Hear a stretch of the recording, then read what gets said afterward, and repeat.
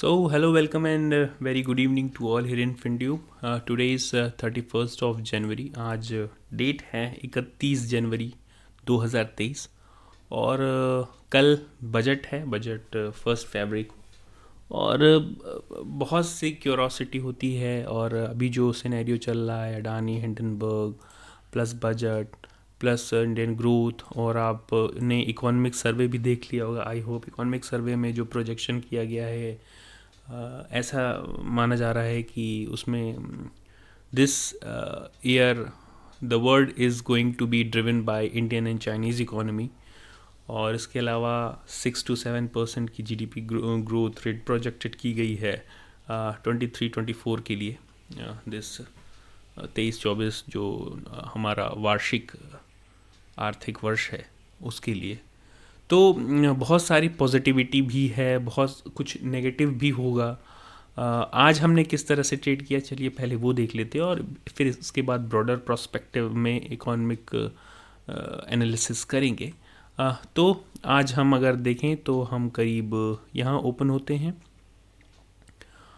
9:15 पे, हल्का सा I think open skill to high पे, हल्के से गैप अप पे, और फिर उसको हम ब्रेक डाउन देते हैं। हमारा जो ये एक लेवल था लगभग 40,170 के आसपास का लेवल, मार्केट ने लगभग उन्हीं लेवल्स के आसपास सपोर्ट लिया।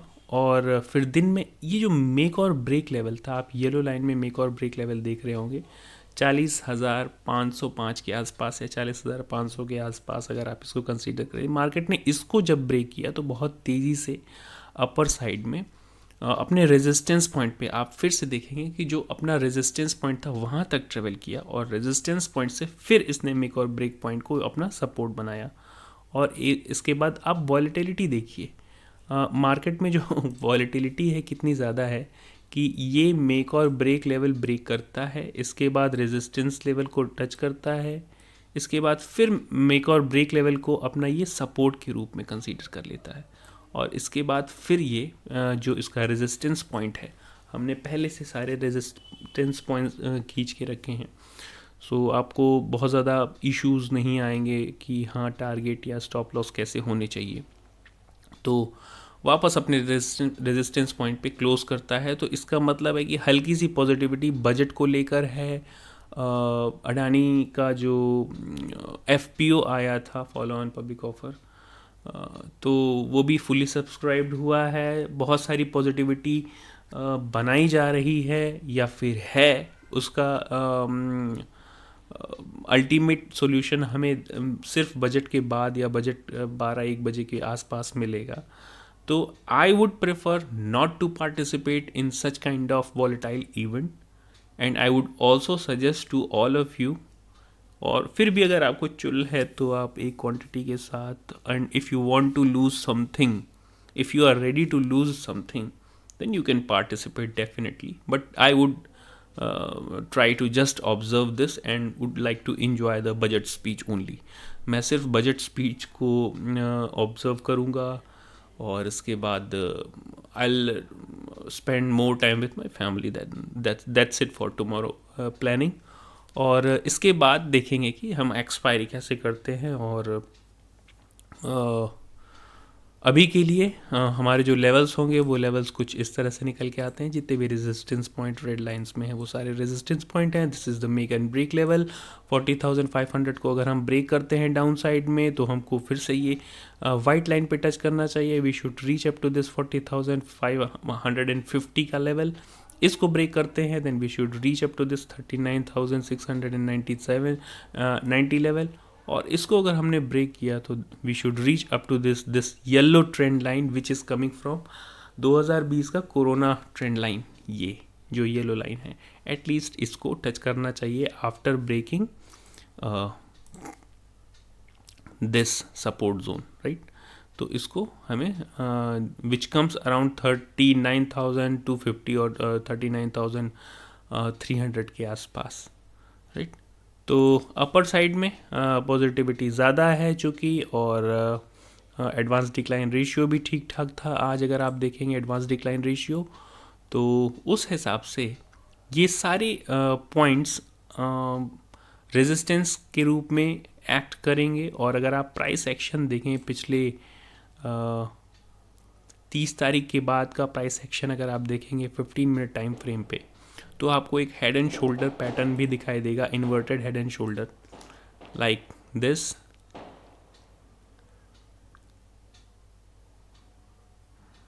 तो ये इसकी नेकलाइन है और which seems to be broken. और देखना ये होगा कि इस तरह के पैटर्न इवेंट डे पे, हालांकि बहुत ये टेक्निकल एनालिसिस जो होती है वो इवेंट डेज पे बहुत ज़्यादा रिलायबल नहीं होती है, और इस तरह से इस पर रिलाई नहीं करना चाहिए कि हाँ इवेंट डेज है और आपने टेक्निकल एनालिसिस लगा ली। हेड एंड शोल्डर पैटर्न या फिर पोल एंड फ्लैग पैटर्न, कोई भी पैटर्न दे के अगर आप इवेंट डेज पे ट्रेड करते हैं, किसी भी तरह का इवेंट हो, चाहे फेड का डिसीजन हो और या फिर आपके बजट सेशन हो, इस तरह की इवेंट डेज पे ट्रेड करना on technical analysis becomes very dangerous thing. So we would prefer still not to participate into the market. It's better to protect your capital, and this also comes into your strategy to after protecting your capital if you have big capital or you have fear of losing that. So अभी हमारे लिए ये सारे resistance point, इसको भी कुछ time के लिए हम चलते हैं हायर टाइम फ्रेम पे, अराउंड 1 आवर टाइम फ्रेम. तो ऊपर की ट्रेंड लाइन से हम नीचे आए हैं और नीचे भी हमारे पास एक सपोर्ट ट्रेंड लाइन जो कि 2020 की कोरोना ट्रेंड लाइन हम जिसको कह रहे हैं, वहाँ से जो हमने ड्रॉ कर रखी है. हमारा इमीडिएट और अल्टीमेट सपोर्ट ये हो सकता है जब ये सारे लेवल्स टूटेंगे. अभी के लिए हमारे पास जो रेजिस्टेंस पॉइंट निकल के आते हैं, अगर हम इसको कल ब्रेक करते हैं 1080 के आसपास, तो we can reach up to this 41,320. इसको ब्रेक करने के बाद हमारा जो major make or break level अगर आप कहेंगे किसी भी लेवल को, तो 41,560 के आसपास ये हमारा मेक और ब्रेक लेवल होगा. तो इसको हम एक बार येलो लाइन से कंसीडर कर लेते हैं. इसको ब्रेक करते हैं अगर हम किसी भी decisive bullish hammer, bullish engulfing kind of candle. Let me draw this bullish hammer kind of candle here so that you can find it in a very easy way. अगर इस तरह की किसी भी 15 मिनट कैंडल को bullish hammer candle या फिर bullish engulfing candle से हम क्लोज करते हैं इसके ऊपर, we can definitely reach up to this 41,900 and also 42,000 definitely. But remember the thing that these are the major resistances also, 41,900 and 42,000. 42,000 को क्योंकि कल बजट है, इस तरह से कुछ भी आ सकता है, तो 42,000 को भी अगर हम hammer candle, bullish hammer candle के साथ क्लोज करते हैं, या फिर हालांकि ये भी टेक्निकल्स यहाँ पे लगाना बहुत ज़्यादा लॉजिकल नहीं होगा, फिर भी अगर यहाँ पे कुछ टाइम के लिए हम होवर करते हैं या टाइम स्पेंड करते हैं, we should ultimately look at this level और विच कम्स अराउंड 42,630. ये इस लेवल तक हम बिल्कुल, या फिर ये जो ट्रेंड लाइन हमने ड्रॉ कर रखी है, इस लाइन तक हम बिल्कुल डेफिनेटली पहुंच सकते हैं, विच कम्स अराउंड 42,700. सो ये रहा बजट का प्लान. बैंक निफ्टी में चलिए एक बार निफ्टी को चेक कर लेते हैं, निफ्टी में किस तरह से प्राइस एक्शंस बन रहे हैं.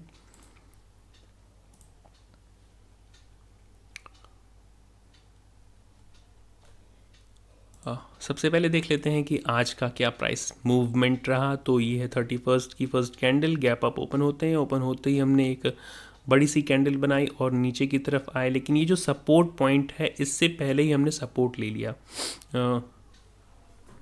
ये लगभग 17,500 के आसपास अप्रॉक्सीमेट सपोर्ट था और लगभग इसने सपोर्ट लिया 17,530 के आसपास. The low of this candle is 17,537. सो 17,540 के आसपास सपोर्ट लिया इसने. तो अभी के लिए इमीडिएट जो सपोर्ट इसका ये हुआ, और इसके बाद मार्केट ने एक तरह से कंसोलिडेट किया, और इसका जो रेजिस्टेंस पॉइंट आप यहाँ पे देख रहे होंगे, हमने पहले से जो रेजिस्टेंस पॉइंट बना रखा है लगभग उसी पॉइंट्स के आसपास, यानी कि अगर आप इसको कंसिडर करें 17,700 के आसपास, और इस लास्ट कैंडल का हाई अगर आप देखेंगे विच कम्स अराउंड 17,664, तो लगभग 50 पॉइंट्स का या 40 पॉइंट्स का हमारे पास डिफरेंस है, 40 या 35 पॉइंट्स का डिफरेंस है यहाँ पे। तो which is not very big difference from this resistance level. अब देखिए हमारे पास ये सारे रेजिस्टेंस आए हैं मार्केट में, बार बार इस रेजिस्टेंस को टच किया है, विच बिकम्स वीक नाउ, और 1 2 3 4 और शायद चौथे हिट पे ये इसे ब्रेक कर दे मोस्ट प्रोबेबली, और इसके बाद हमारे पास जो मेजर रेजिस्टेंस आएगा वो अब निकल के आएगा कुछ 17,800 के आसपास। So this becomes the major resistance now, 17,800 का लेवल। चूँकि कल बजट है तो we can easily break this level, और अगर हम इसको ब्रेक करते हैं 17,800 के लेवल को, तो हम 18,000 तक बिना देखे पहुंच सकते हैं। बिना देखे इसलिए कह रहा हूँ क्योंकि मार्केट ने बहुत ज़्यादा पेन यहाँ से लिया है अडानी और हिंडनबर्ग के जो न्यूज़ थे उसके चलते, और हम उसको वहाँ पे प्राइस इन कर सकते हैं, राइट। 18,010 या 20 के आसपास अगर इस रेजिस्टेंस लेवल को हम सस्टेन कर गए तो 18,100, और उसके बाद हमारा मेक और ब्रेक लेवल आ जाएगा 18,250 का। 18,250 का मेक और ब्रेक लेवल बहुत बहुत ज़्यादा इंपॉर्टेंट है। आपको मैं हायर टाइम फ्रेम पे अगर दिखाऊं